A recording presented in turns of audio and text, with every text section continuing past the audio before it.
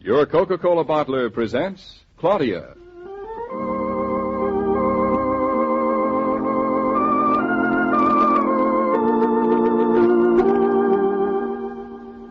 Claudia, based on the original stories by Rose Franken. Brought to you, transcribed Monday through Friday by your friendly neighbor who bottles Coca-Cola. Relax, and while you're listening, refresh yourself. Have a Coke.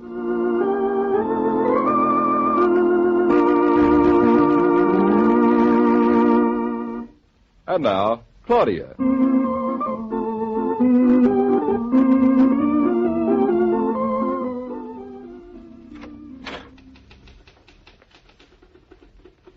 Office of Roger Killian. Mr. Naughton. He's busy on another call. Will you hold on for a moment? Can I see Mr. Naughton? Mr. Naughton's busy, and he has another call waiting. Oh, I'm sorry. I'll just sit here. Why, you're Mrs. Naughton, aren't you? Well, yes, how do you know? Well, I certainly ought to recognize you. I've heard your voice so often. And you're Carol. Miss... Miller.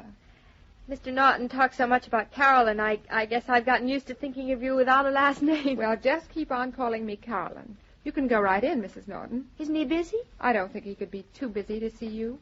Mr. Kelly, you can have Mr. Naughton now. Hello. David. Hello. Oh, hello, darling. I'll be off the phone in a minute. No, I didn't call you darling, Kelly. I've been calling you a lot of things this afternoon, but darling wasn't one of them. Sit down, darling. Thank you. Now, look, your contract calls for the structural steel specifications to be completed today, and you're late. All right, then. Work overtime. We pour concrete at 8 in the morning. If your steel isn't ready, we'll pour it down your neck. Oh. I can forget about it, huh? That's all I wanted to hear you say. And good luck. Darling, you're wonderful pouring all that concrete down people's necks. Do you do that all day? Do what? Throwing things around and bellowing at Mr. Kelly and... Bellow at Kelly? You sounded as you're ready to kill each other. He's my pal. He's a honey and a sweetheart with steel. You didn't talk to him as if he were. Listen, darling, I was so gentle, he probably thinks I'm mad at him. Kelly uses language like steel, strong and to the point. Oh, hello. Hello, Kelly. No, I wasn't sore. If you say the job will be ready, then it'll be ready. I just wanted to hear you say it. What? Oh, there was a lady in my office, you thick-headed galoot. I said a lady. The lady's my wife. Yeah, sure, I'll tell her. Yeah, so long. You see, his feelings were hurt. He thought I was angry with him because I spoke so nicely to him. David, I'm seeing a brand new side of you. I like it, darling. Kiss me. Well, Now, what do you want me to come to town for?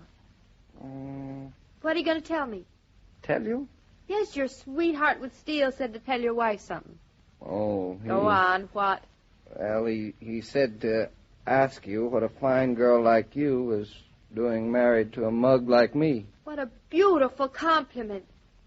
I don't know that it is. He hasn't seen me. Well, that was just his way of saying that you must be a fine girl, if such a wonderful mug as I married you. You know, I think I like Mr. Kelly. Kiss me again, wonderful mug. David, you realize this is the first time I've been in your office. It's a very lovely one. Has to be. We work with all of our clients here. And I didn't know you could see all over the city like this from your windows. Golly, I'm glad I've seen it. What? All over the city? Yes, now when I call you up, I'll be able to imagine you much better. I'll think of you looking out of this window. Must you? Must I? The window's behind me when I sit at the desk. It'll be sort of inconvenient turning around to suit your imagination. All right, then I'll imagine you looking at your office. It certainly is a lovely office, darling. Everything seems lovely to you. Say, you're not really like this all the time, are you? What? Oh, don't worry. I'll never be saccharine sweet, I promise. But this is an especially lovely day. Why? Because I'm seeing you. What time is it? You know, sometimes you even interrupt yourself, Claudia. It's 4:30. Why? Because I'm seeing you exactly 2 hours and 30 minutes earlier than usual. Say, David, why do you want me to come downtown? It's a nice time of year for taking a walk, don't you think? Do you mean to tell me you asked me to come all the way downtown on a bus just to take a walk? Well, when you take a walk, you've got to start somewhere. What's wrong with downtown? Nothing wrong at all. It's wonderful, darling. Let's go. Carolyn, I won't be back. Tell Mr. Killian that Kelly promises his end of the job will be finished on schedule tonight. I made a note of it. Good night, Mr. Naughton. Good night. Good night, Mrs. Naughton. Good night, Miss Miller. She seems awfully efficient. Wonderful girl. She's awfully pretty, too. Is she? Haven't you noticed? Nope. If that were true, I'd be awfully mad if I were Miss Miller. But you aren't, so you're not. I'll look at Carolyn carefully tomorrow. I suppose she's in love with you. Who? What do you mean? Carolyn? Why? If I were she, I'd fall in love with you. Oh, I'm not her type. Oh, what a nerve. Why aren't you her type, I'd like to know. I don't know. She had her chance for a couple of years, but she turned me down flat. Oh. You got me on the rebound. She's not so efficient. Well, actually, she is, darling. Miss Miller is really Mrs. O'Neill. She got married 3 years ago to a young engineer. And it didn't work, so she's Miss Miller again. On the contrary, they've got a baby. Only we never got out of the habit of calling her Miss Miller. So she's still Miss Miller at the office. If anybody continued to call me Miss Brown, I wouldn't like it. All right, Mrs. Naughton. What shall we do? Well, you said a walk. It's such a lovely afternoon. Let's walk home, Say, you know, it would be a lovely afternoon to have a car and drive up the river away and have dinner someplace. Oh, wouldn't it? Well, if wishes were horses... We'd all be kings. Beggars would ride. Same thing. Well, how would you like to own that car? Which one? That one, over there. That big black limousine? No, let's not. But, lady, it's a handsome piece of mechanism. Oh, but stuffy. It wouldn't look like us. And we'd always be having to live up to his chauffeur. All right. We won't take that one. Now, how about the one behind it? That's more like it, but, no, not yet. What do you mean, not yet? It looks too married. Well, we're fairly well married. No, what I mean is that some sedans get to look like their owners. That one's a nice car, but it really isn't ours yet. I didn't know that cars had such complicated personalities. Sure they have. They're like a book. You can read them. Look, see the hand marks on the rear windows? That's children, 3 at least. And the dull paint on the fenders, that's weekends at the beach. And the scratches on the door. That's the dog they have that begs to be taken along. Yes. Now, read the one behind the sedan. That is a lovely car. Not bad at all. That says all kinds of things. Like what, for instance? Oh, it's gay and young and very happy. And the top folds back. Of course it does. So the winds can blow through your hair.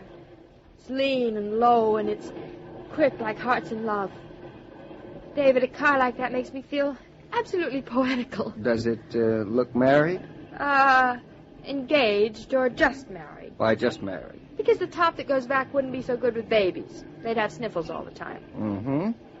How would you like it? I wouldn't. But you were just going into ecstasy about it. But I wouldn't like it for us. Why? Because it's my philosophy not to envy things that I can't have. We couldn't have a car like that in a million years. A million years is a long time. Even a little longer than you have to wait for delivery of a car these days. David. Look, I'll tell you what. Let's just pretend that it's ours. All right. One pretend, and that's all. How about going up the river for a drive, and then about an hour on the parkway, there's a little inn beside a brook. There wouldn't be a waterfall. Yep, I believe there is. Wonderful. And we'd have the top down? Yep. And there'd be the smell of burning leaves? One autumn leaves coming up. Oh, let's go home. I'm very happy. I had a lovely drive. You were too quick for me. I haven't come back yet. Claudia, do me a favor. Yep. My imagination isn't as good as yours. Let's just sit in it for a moment. Are you crazy? And the man who owns it comes along, we'd have an awful time explaining we were just imagining. David, stop! Shh! People will think we're stealing the car. That's what I'm afraid of. Hush up and sit down now and make yourself comfortable. I warn you, if the owner comes along, I'm not going to make any excuses for you. I'm going to claim I've never seen you before. I'll tell him you were in the act of kidnapping me. David, don't touch anything on that dashboard. David, the engine started. Well, what do you know? We live in an age of marvels. You just press the button. David, you lost your mind. You're completely insane. This is it's stealing somebody else's car. Come on, don't get yourself upset. We're not stealing it. We'll just drive around the block and they'll never know the difference. Hey, mister! Yes? You got your lights on. Oh, so they are. Thanks. David, my heart stopped. please get out before something happens. It's happened. David, they'll even send us to separate jails. Hey, you! You know what you just did?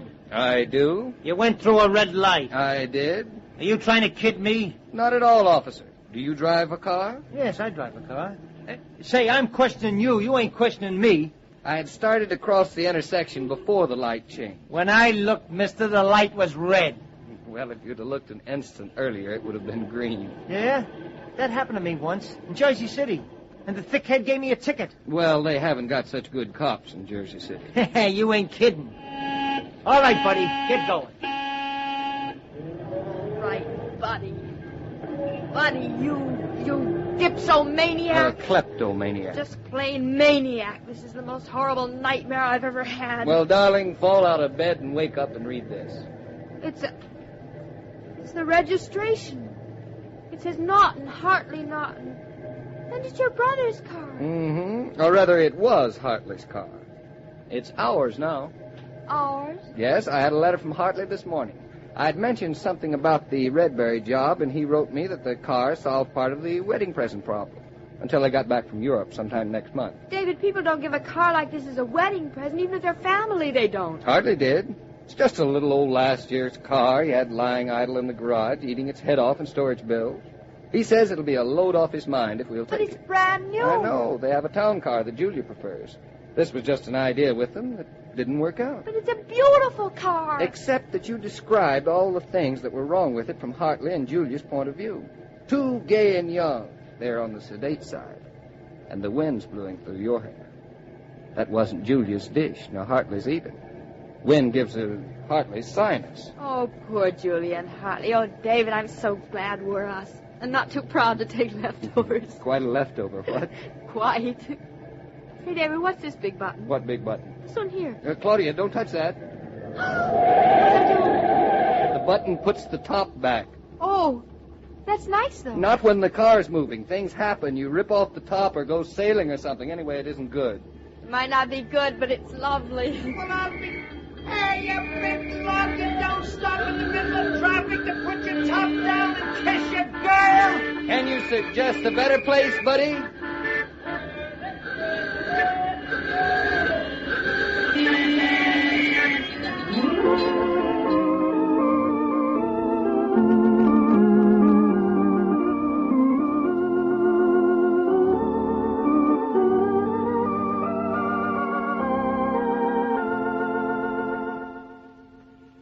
All story material used on this broadcast of Claudia was under the supervision of Rose Franken and William Brown Meloney.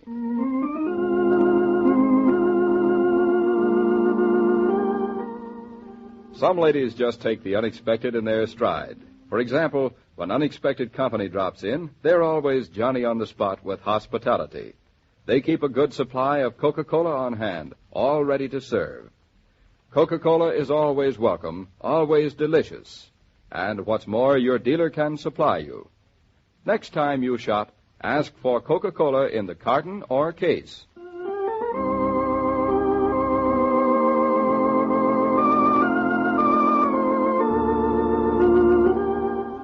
Every day, Monday through Friday, Claudia comes to you transcribed with the best wishes of your friendly neighbor who bottles Coca-Cola. So listen again tomorrow at the same time.